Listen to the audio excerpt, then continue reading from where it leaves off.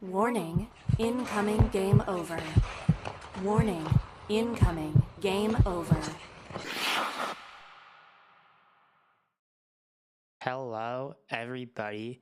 Welcome to Game Over Edmonton. It's my first time hosting a show, I think since the Four Nations break. I was a guest, kind of, for the Montreal game. Put that aside, what a game. I think this game, 5-4 win over Dallas, is the best game the Oilers have played in months, for sure, since the break. But I think this is the best the Oilers have looked in a very, very long time. I haven't seen the Oilers look this good. And you want to know what? You want to know who it is? Jake Walman, star of the game. In my opinion, he was the best Oiler. Yes, we can look at Zach Hyman, 3 points. Oh, beauties. We can look at Connor McDavid. Finally looks like Connor McDavid again. Finally looks like himself. Great game. And Draisaitl, of course. But Darnell Nurse and Jake Walman looked so incredible. I think Nurse had one of his best, if not the best game of his season. And Jake Walman just looks perfect, just absolutely perfect. I know there was some a little bit of hay over the Oilers not getting a big acquisition. And I kind of agree, especially with Dallas picking up Rantanen, as you saw tonight.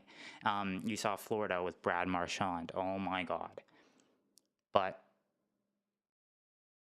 the Oilers definitely made the right move with Jake Walman, and I'm so happy that he's fitting in. And an even better sign, he's fitting in on the second pairing. Remember, Jake Walman is a left-handed defenseman, which means, like conventional wisdom, that left side is like Ekholm Nurse, Kulak Walman. That's 4 lefties. That was kind of the problem that we were having last year in the playoffs, was we had to play either Broberg or Kulak on the right side. And it had some okay mixed results. Kulak's been playing a lot on the right side this year. Some success, some not. But wow. Jake Walman is an Edmonton Oiler. I'm just so happy. I'm so happy he's slotting in well. Played very good minutes. Was playing hits that hit on Rantanen. Oh, that goes right to the soul. Oh my God, it's perfect. The assist on Zach Hyman. Is that not one of the best passes you've seen all year? To me, it is. It's just and it's to Zach Hyman, who finally kind of getting out of his funk. 2 goals and an assist tonight. Yeah, the first goal he did kind of like it was maybe going in, maybe not going in, but he guarantees it. First goal, second goal immediately later. It's so nice. It is very good that the Oilers, who have been struggling offensively, are seeing a lot of improvement from the guys that have kind of been struggling. Connor Brown gets a goal later that we'll talk about. This, it just feels so nice. 5 goals. Feels like the Oilers haven't scored 5 goals in like a year. The Oilers have their offense has looked, well, it's not just looked, the offense has not been very good. Especially with like Jeff Skinner getting scratched, and now Savoy gets sent back to the minors, which is fair. He needs to be on Bakersfield for some roster shenanigans, but he will be on this team come playoff time. It's just really nice to see the Oilers offense is finally clicking, and them to have a really good defensive game. And we'll talk about that third period. We'll talk about it. Yeah, just to cap off Nurse Walman, and if for those stat lovers like me out there, expected goals for Nurse Walman on the ice, 1.6 to 0.2. Just utter domination with them on the ice. Nurse looked so relaxed. He was making really good plays. Walman was just, not only was he like jumping up in the play, making good offensive decisions, making good passes, making good hits, being a physical guy, he was also making great defensive plays. And he was the guy, it was him and Nurse out there for the 6-on-5. I mean, what more could you ask for a trade deadline acquisition like that? Props to Stan Bowman. what a game, what a player. So happy to see him succeed. Now, we move into our second section here, our second period. I want to put a focus on the Oilers' defense, which I thought was really good today. 4 goals aside, the Oilers' defense, 5-on-5 defense, was really good.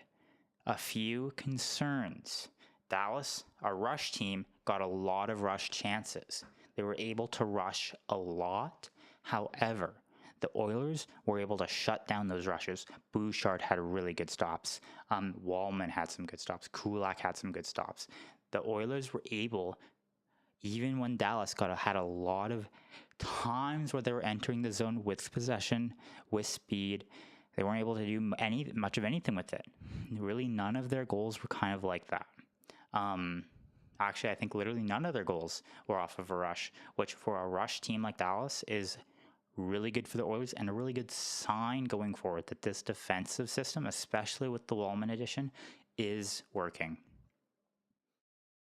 That being said, our PK is terrible. Oh man, is it terrible. Both goals on the PK that Dallas scored. I mean, I would go as far to say unsavable, just from Skinner's perspective, but you don't need to trust me. Money Puck had that first goal at an 83% chance of scoring, just on like public data alone. That goal was going in no matter what. Just can't leave the guy open. I mean, it's like a Draisaitl goal, except of course Draisaitl, it's kind of more like Ovechkin, because Ovechkin kind of plays a lot higher. That's kind of where both goals were. Draisaitl's, of course, way kind of further out towards the goal line, but still. Oilers PK is bad. It's bad. It's bad. And I don't know why there are players on this team who keep getting like leverage. They aren't held accountable for their play because they play the PK, because some people out there have been like, oh, well, our third line of Janmark, Henrique, and Brown, don't worry about it. It doesn't matter that they can't score or that they can't defend or they can't really do anything. Don't worry. They're also on a really bad penalty kill. I don't know. That third line, there's no reason Jeff Skinner should be out of the lineup like this. There's just no reason. Jeff Skinner should 100%, be in this lineup. And you know what? I'd actually go so far to say obviously that third line needs dealing with. One idea, and I've seen this, the Oilers tried this against LA in the playoffs last year, but of course Henrique got injured. I want to see Nuge center that third line, and I want to see Henrique play that top left wing spot. Whoever goes on the third line, I don't know. Brown, Skinner, maybe Savoy, maybe someone from like Arvidsson or Podkolzin. If Kane draws into the lineup, maybe it's Kane himself that plays there. Maybe Perry gets bumped up for a game. We have a lot of these really good wingers, like in theory, that could do very, very well, especially with Nuge as third center. And that down the middle depth of McDavid, Draisaitl, and Nugent Hopkins is like, it's best in the league. There's no way around it. That is just 1, 2, 3, some of the best center depth, and center depth is so important. And I don't like Henrique there. I think Henrique is going to be a lot better as a winger. And I think on McDavid's wing, I think he deserves a look. Just like I think Jeff Skinner not only deserves a look, has earned that look on the top line. As only Draisaitl has been scoring more 5-on-5 per 60 minutes than Jeff Skinner. Alas, he remains scratched for reasons known only to Chris Knobloch. We didn't keep him out of the lineup to deal him at the deadline. We aren't keeping him out of the lineup for his play. He must have insulted Knobloch's mom or something. Like I don't know. No one knows. No one can figure it out. Even people in the media are like, this doesn't make any sense. What is going on? I really want to see the players deserve to come into the lineup, and I think Jeff Skinner is getting the short end of the stick, 100%. especially, as just like, that third line is just like not producing very well. Of course, they get the goal tonight, and it's really nice.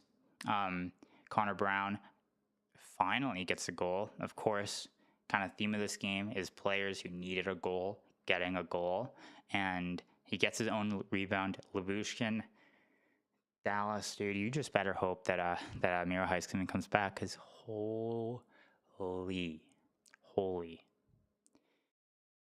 Lyubushkin is not very good, and Cody Ceci is also not very good.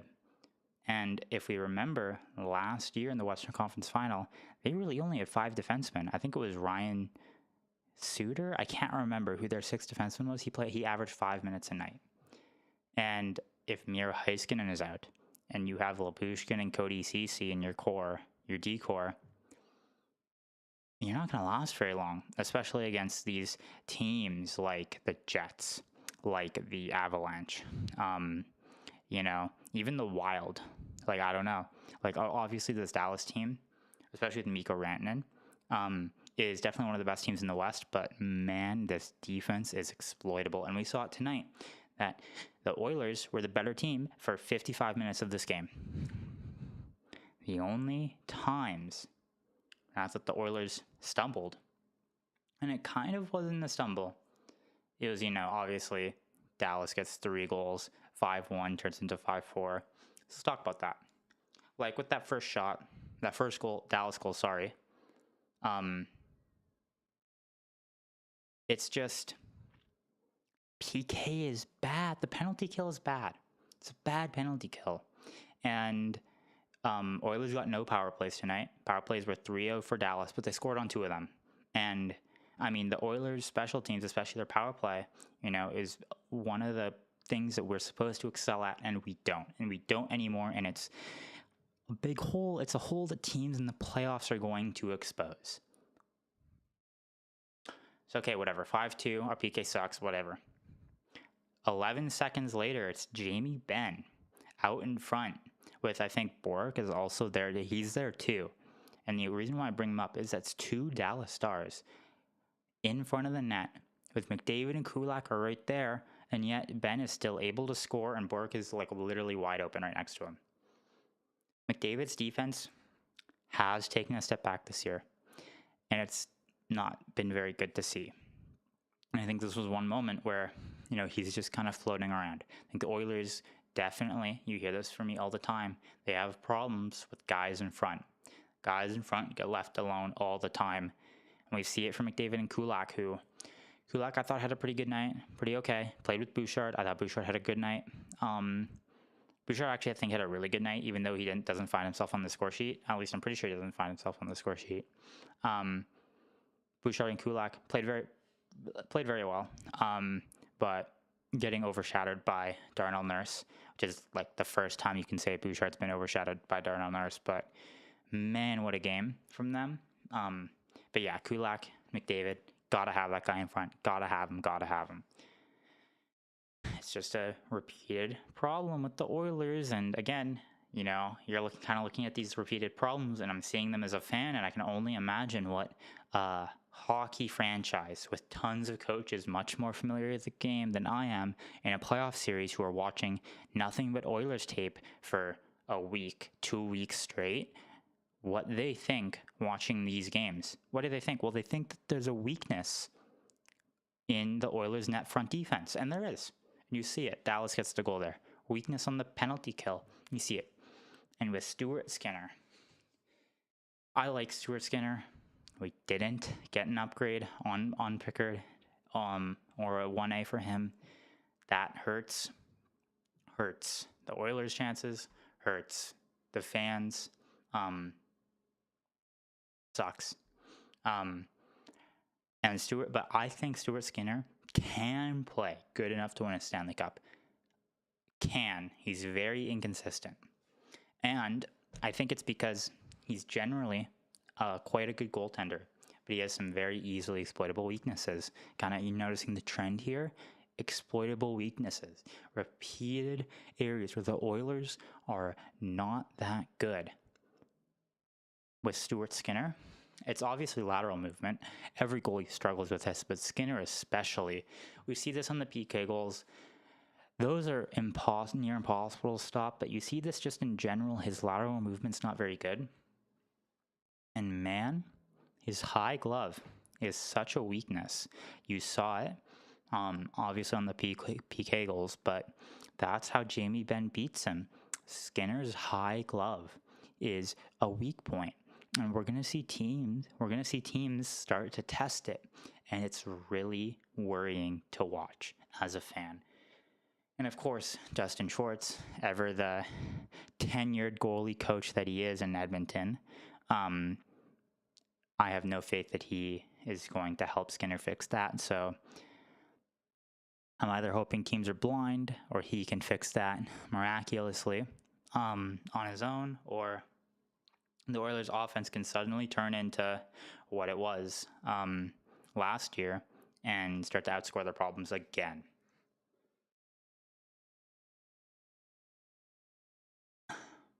Alrighty. Move into our third period here. A few other things.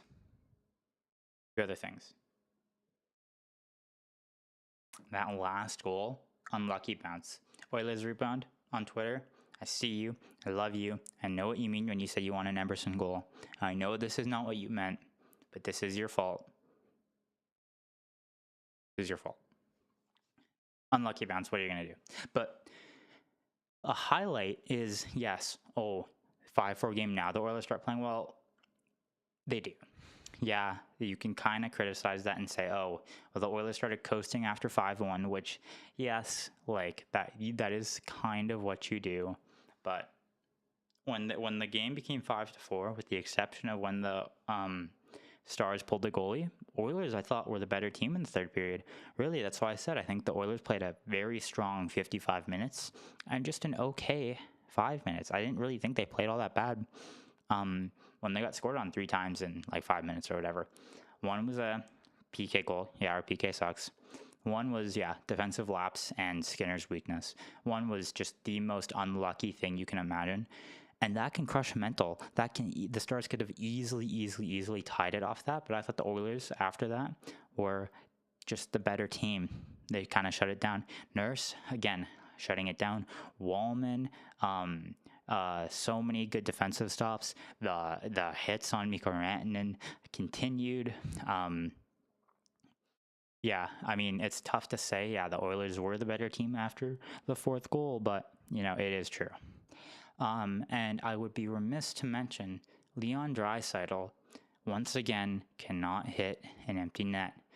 Mr. Leon, you are not playing shinny. You don't hit the post to score. If there's an empty net, you gotta shoot it in. It seriously looks like he's playing shinny out there, because if he was, he would be just the GOAT. Like just goals like you wouldn't believe. But it is pretty funny. It is very, very funny. Though one of these times, the Oilers are going to get scored on after missing the empty net like that. I just hope it happens in the regular season, and it's not like the game gets tied up at like game 4 in the playoffs or something. I'm just saying, I'm not manifesting it. I'm telling you that is written into the script. It's going to happen, and I'm not excited for it.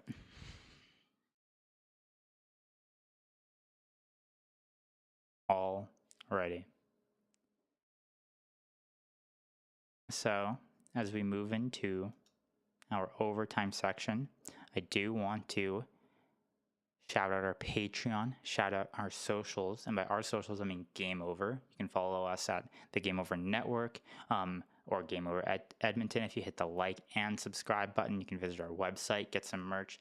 You can follow me, Ash Jubilee, on Twitter, Twitch, pretty much everywhere. Ashley Jubilee, you can find me. If we have any last questions or comments, maybe even some concerns, even though the Oilers played a very, very stellar game, 55 minutes and 5 minutes of some okay but unlucky hockey, I would love to hear what you guys have to say in the chat. But other than that, I think looking forward, especially after the trade deadline, where I think a lot of Oilers fans are like, okay, I like everything we did. I wish we did more. The Oilers follow that up with a statement game, their best game in a very long time. And I think the Oilers are looking really, really confident. This is the most confident I've seen so many players on this team, like Connor McDavid, like, Leon Draisaitl is obviously always confident, but like even people like Connor Brown, or Darnell Nurse. I think you could definitely see it in how confident this team felt tonight. And then, that fourth line, thought they were good to start. Kind of got shelled a little bit as the game went on. Not too bad, because other than like the power play, the Stars did not get any good chances. But they did allow a lot of shots. They didn't really have anything going for it. I do kind of, in theory, like Jones, Kapanen, and Perry as that fourth line. But with how awful our third line of Henrique, Brown, and Janmark has been, I would not mind switching it up. Especially, when Frederick comes in, he's obviously going to take a spot in the third line. So hopefully that forces the breakup of that. We'll see. But if there's no other questions, comments, or concerns, that'll be all from me tonight. Oilers win 5-4 at home against the Dallas Stars and Mikko Rantanen, who, yes, did get a goal, but also got rocked on like 3 different occasions. If that's everything, I hope you have a good night. I'll see you for the next game. Good night, everybody.